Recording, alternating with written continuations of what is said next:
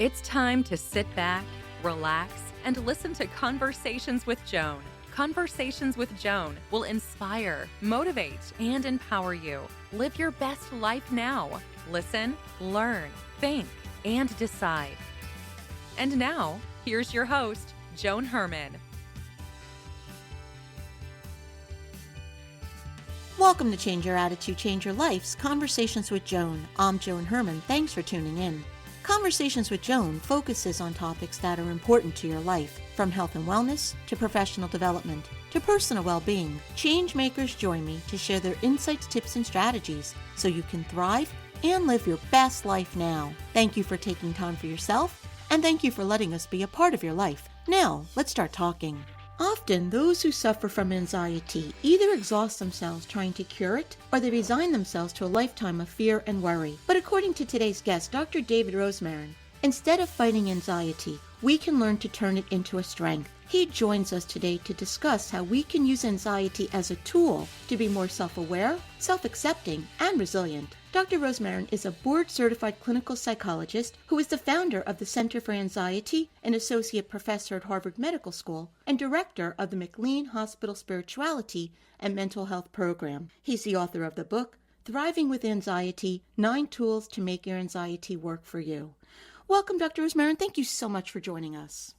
It's my great pleasure. Thanks for having me. Doctor, so many people suffer with anxiety, and when it happens, it can be debilitating. So when we are experiencing anxiety, what is actually happening in a body? It's a great question. Anxiety definitely can be debilitating. It is not always a strength, but if we have the right tools and strategies, we can turn it into one. So just to clarify that right up front. In terms of the body, the fight or flight response is what's triggered when we have anxiety. And there's a whole host of physical symptoms, including our heart rate increases, our pupils dilate in our eyes, our breathing rate increases, we get more tense, and all of that is a mobilization effect to be able to handle whatever we're facing with more strength and capacity. So there's a purpose for flight or fight, but what happens then, because of whatever we're experiencing in our lives, we're staying in that state, and our body's not designed to be in that constant state. I'll tell you what I think is happening. My sense is that we become actually allergic to the fight or flight response. And when people start to feel anxious or tense, there's all this messaging around us in our culture, which says we shouldn't ever feel uncomfortable, we shouldn't ever feel sad or anxious or have distress. So then when the fight or flight response goes off, the immediate response is, oh my God, something's wrong with me. And of course, what that does is just makes the fight or flight worse, and anxiety cascades. If we have this vicious cycle that goes on, we have the response and then more stress that triggers more response, and we just stay in this loop. How do we get out of that? How do we break that cycle? Well, the first step is to recognize that anxiety is a part of life, and it's an inescapable part of life as long as you're healthy. And I mean that literally. All healthy people will have anxiety at some point. And if our goal is to live entirely anxiety-free, well, first, it's not possible, but second, we'd be losing out on the tremendous opportunities that anxiety can provide for self-awareness, to connect with others, and for resilience and many other things. So I think that's the first step, and often the one that trips us up the most. So if two people experience the same situation, why do you think one person handles it in a way where they can kind of just brush it off and move on, and it can become debilitating for another person? What is the difference between those two people? Great question. I saw a study recently, which I think is more illustrative, and I think it can be used to answer your question. There's a study in the Journal of Affective Disorders that crossed my desk. Changes in anxiety and depression in patients with different income levels through the COVID-19 pandemic. And what the authors predicted is that people with lower income would have had greater changes in anxiety and depression and higher levels of anxiety and depression relative to those with higher income. And what they actually found, very interesting, was we found statistically significant worsening of depression and anxiety in respondents with higher income levels, and we did not observe a significant change in anxiety for those with low income over the same period. And reflecting on the study, and one of the discussion points, which I think is a really important one, is that when people have less opportunity in life, and in some ways there's an advantage, because what happens is there's a more accepting of uncertainty and a greater acceptance of uncontrollability.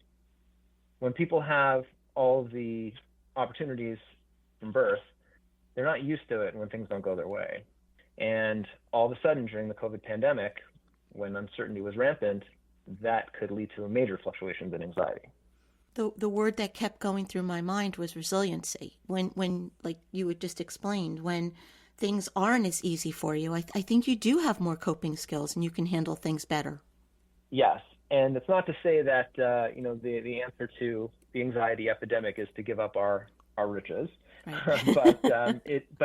but what I think we can learn from this and many other studies, which I think are showing the same thing, is that we need to accept that we're not in control, and to learn that is a part of being resilient.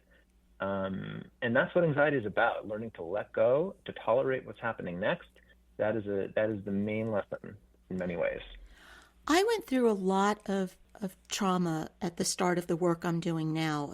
Literally in a period of 5 months, my mother died, my sister died, my 23-year marriage ended, and my oldest son left for college. So I lost everything that I knew. Wow. And I was in a bad place. I'll be really honest. I wasn't in a good state back then. But I always wondered why I was able to get through 4 major losses in a short period of time when any one of those things would have devastated someone else. And to be honest, that's why I asked that question of you, because I didn't know if some of it was just learned behavior, some of it was innate, but I was able to navigate it. But it did lead to a really increased level of self-awareness for myself. I wouldn't know the things about myself had I not gone through that. So can you just kind of explain to us what anxiety can teach us, how it can help us if we let it? That's exactly what my book is about. And I think, your story, which is so poignant, shows that a change in attitude really can change your life, if I might, Doctor, that's why I started this brand. And it really wasn't, and there was no thought behind it, if I'm going to be really honest today. It was just, I knew I had to get my head in the game if I was going to survive. And those words just popped into my head: change your attitude, change your life. It really does make all the difference. Now, are there predictors of that? Potentially some, but ultimately, this is something that some people have had the guidance to be able to do. I don't know who taught you that message when you were younger, or maybe when you were, older, or what it was. But I think one of the issues is that we don't have, this messaging is not, when it comes to anxiety, that's not the typical message. The typical message is, this is a disease, we have to treat it, we have to get rid of it, we have to make it smaller. And I don't think that's the best, most adaptive message. I think instead the messaging is, let's change our attitudes, let's change our perspectives, let's change our behaviors. Let's get the tools that we need in order to not only reduce this, but actually turn it into a strength and something that is happening for a reason. So if so much of our reaction to what we experience in life is in our subconscious, it's stuff that we learned years ago without even realizing we were learning it, how do we then turn it around? How do we become more conscious? Well, we need to have concrete tools and skills to be able to do this. And I'll give you one example. When people get anxious, they usually many people, I should say, end up in an anxiety spiral. The spiral starts with a perception that the anxiety is dangerous and that they have a disease and that something's wrong with them. That, of course, makes the anxiety worse. The second aspect of it is a catastrophizing, where, oh no, this is going to be with me forever, I'm not going to be able to handle this. And those two thoughts, the first one, something's wrong with me, the sort of judgment of oneself, if you will, and the second one, the catastrophizing, they make anxiety substantially worse. And instead, simply holding in mind, this anxiety is here for a reason, it's part of my fight or flight response, I was built to have anxiety, and there is some way that this is not a catastrophe, this is not the end of the world, it does not mean I'm diseased, I simply have to learn how to harness it. That simple messaging is a tool. That is something that people don't usually use and don't usually tell themselves. but turning that anxiety downward spiral into something even more positive, I think is a key first step. So in your book, Thriving with Anxiety, you talk about 9 tools that can help us make anxiety work for us. Would you briefly take us through those tools?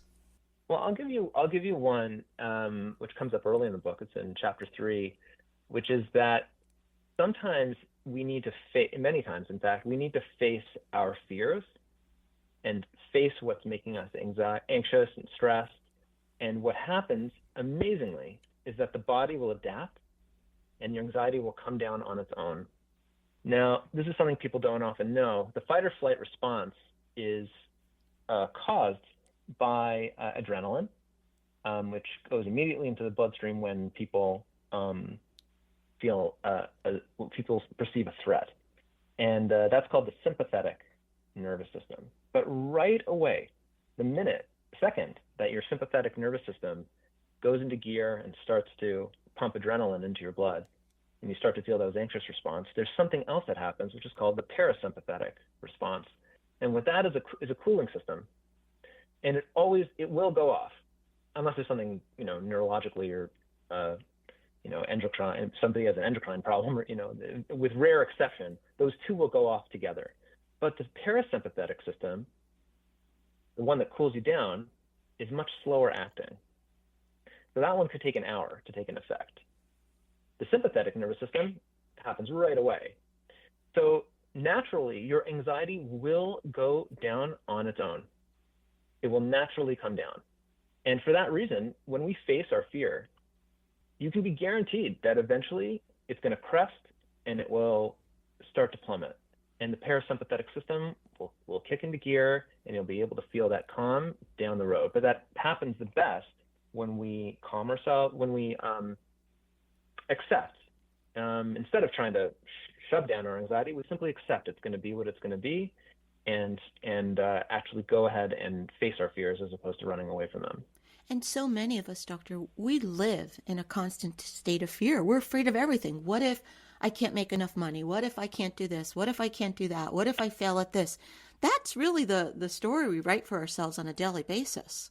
Yes, and with those thoughts going through one's mind, it seems like it's impossible not to feel anxious. But the answer to that is, well, what if we face the fear and actually think through what would it really be like to not make as much money or to be grappling with a certain crisis? Usually people stop short as opposed to really accepting what's going to be and the way that they feel. And one of the key strategies is to learn to tolerate uncertainty better by acceptance, by not trying to shut off your anxiety. I recently read a really wonderful article about if-formations, and it says that we should ask those types of questions, the what ifs, because our brains love to solve problems. So it's almost like staying in that state of maybe or possibility. What if this were to happen? Because it's things we never consider. We're always thinking the worst will happen, but it's making that switch to saying, well, hey, what if this were to happen? And that would make a really big difference, as you just said.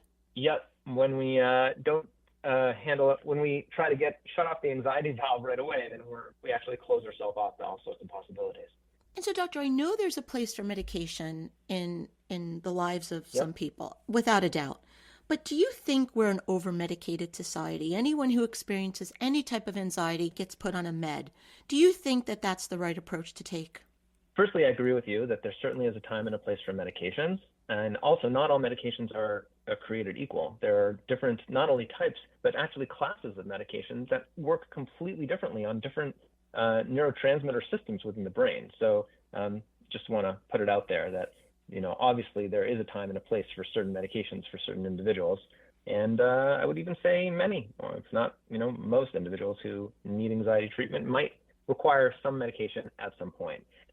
However, I don't think it's a good thing that a doctor's visit with 10 minutes of assessment when a patient comes in and says, hey, I'm feeling anxious, and then they walk out with a prescription for Xanax. I don't think that's responsible medicine. I think that's made the anxiety epidemic substantially worse.